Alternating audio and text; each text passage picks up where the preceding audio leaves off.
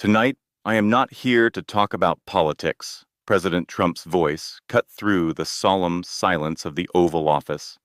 I am here to talk about the character of our nation and to surgically remove a cancer of lies and hate known as the political career of Jasmine Crockett. That career ends tonight. The day began not with a bang, but with a festering wound.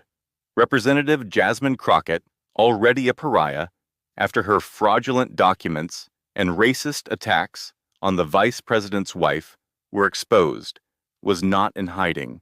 She was doubling down. The news channels, with a morbid fascination, all carried the same feed. Crockett, standing on a hastily erected stage on the steps of the Capitol, addressing a small but fanatical crowd of supporters.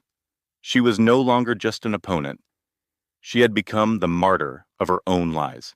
"They want to silence me," she shrieked into the microphone, her face a contorted mask of rage and victimhood. "The powerful elite in the White House, President Trump and his puppet vice president, they want to shut me up because I dared to tell the truth about Vance." In the Oval Office, President Trump and J.D. Vance watched the broadcast. The president's face was like granite, his jaw set. Vance felt a familiar, sickening knot tighten in his stomach. He had thought the battle was won, but a cornered animal is the most dangerous. "They say her documents are clean.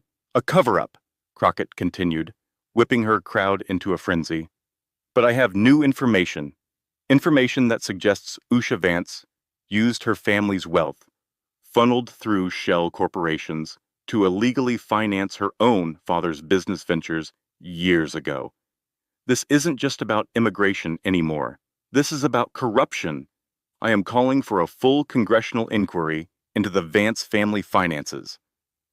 Vance slammed his fist on a nearby table. "That's it. It never ends. Now she's accusing Usha's father, a good man who built his business from nothing, of being a criminal?" Trump muted the volume. He looked at his vice president, saw the pain and exhaustion in his eyes, and his expression hardened. "She's desperate, J.D. This is the last, pathetic gasp of a dying political career. She thinks more lies will save her. She's wrong." Just then, Vance's phone buzzed. It was Usha. He stepped into the adjoining room to answer. "Are you watching this?" she asked, her voice quiet, but filled with a steely resolve he knew so well. "I am. Usha, I'm so sorry. I thought—" "Shh," she interrupted gently. "This isn't about us anymore, J.D. Not really. This woman is a political arsonist. She will keep lighting fires until she burns everything down. You can't just keep putting them out one by one. You have to take away her matches. For good." "What are you saying?" he asked. "I'm saying the president needs to end it. Not just for me, or for you, for the country. People like her can't be allowed to have a platform. End it, J.D. Tell him to end it tonight." Vance walked back into the Oval Office. The look on his face told the president everything.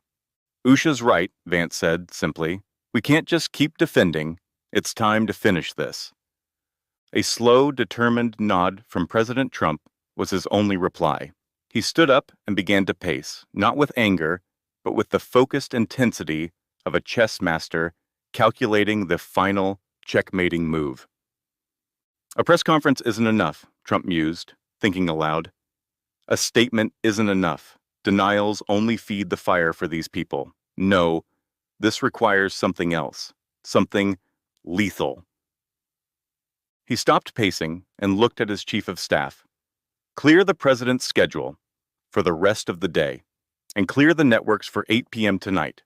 I am delivering a live, uninterrupted address to the nation from the Oval Office." The order sent a shockwave through the room. An Oval Office address was a tool reserved for moments of the highest national importance. Using it to address the ramblings of a single, disgraced congresswoman was unprecedented. It was a sign that the president was not just entering the fight, he was ending it. As the sun began to set, the nation buzzed with anticipation. Crockett, hearing the news, declared victory to her dwindling crowd. "See? We have him rattled. He's panicking," she crowed, oblivious to the fact that she was cheering her own public execution. At 8 p.m. sharp, the image on millions of television screens switched from regular programming to the serene, powerful backdrop of the Oval Office. President Trump sat behind the resolute desk, his hands clasped, his gaze direct and unflinching. "My fellow Americans," he began, his voice calm and grave, "I speak to you tonight from this historic desk on a matter of great national importance. It is not about war or the economy or a natural disaster. It is about the health of our republic.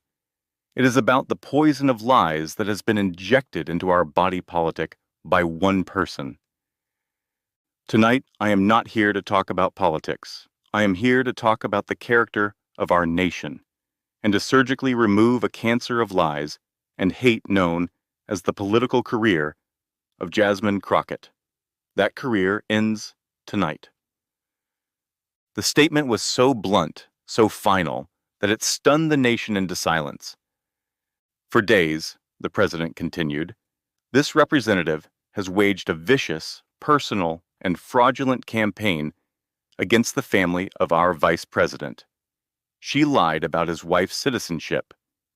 When that was exposed, she resorted to racist taunts. And today, when that backfired, she fabricated new lies about financial crimes, each lie more desperate than the last. The vice president and his wife, Usha, are models of the American dream. They are a family built on integrity, hard work, and love of country. They do not deserve this. No American family deserves this."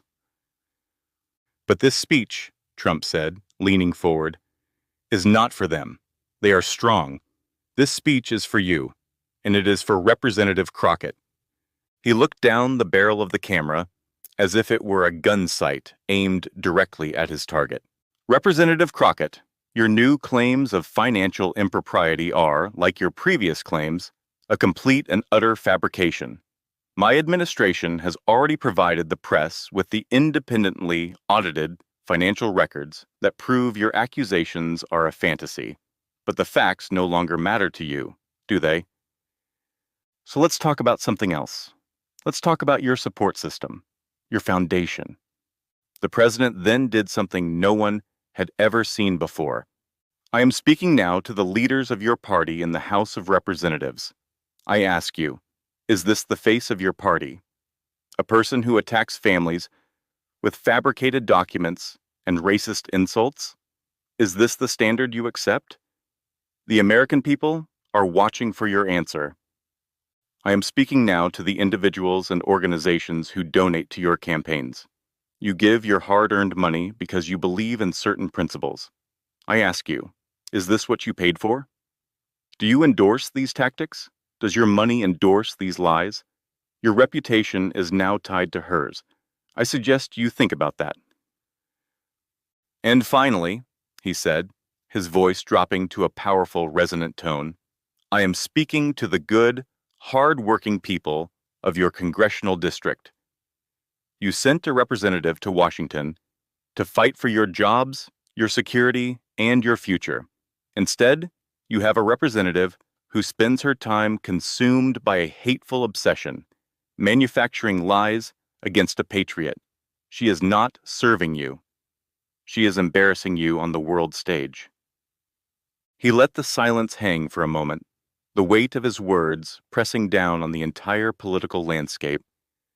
"The time for denials is over. The time for debate is over. The time for this national disgrace is over.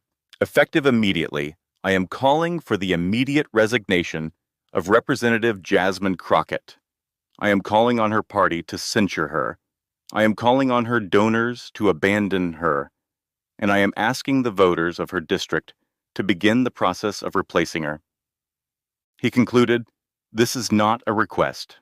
This is a standard of decency we must restore. The choice is yours. But as of tonight, her career in our nation's capital is finished. She has been weighed, she has been measured, and she has been found wanting. Good night, and God bless America. The broadcast ended. The political world exploded. It was a kill shot, delivered with chilling precision. Before the 9 p.m. news cycle could even begin, the results were cascading in. Crockett's top 3 donors issued a joint statement immediately severing all ties. The minority leader, facing immense pressure, released a scathing condemnation and announced he was personally filing the motion to censure her. Phone lines to her office were jammed with calls from furious constituents. At her rally, the small crowd had dissolved into a confused, bickering mob. Jasmine Crockett stood on the stage, staring at her phone, her face ashen. She was no longer a martyr. She was an anchor, and everyone was cutting the rope. Her career had not just been ended, it had been publicly and methodically dismantled, piece by piece, by the President of the United States in a single, lethal speech. She was, politically, a ghost.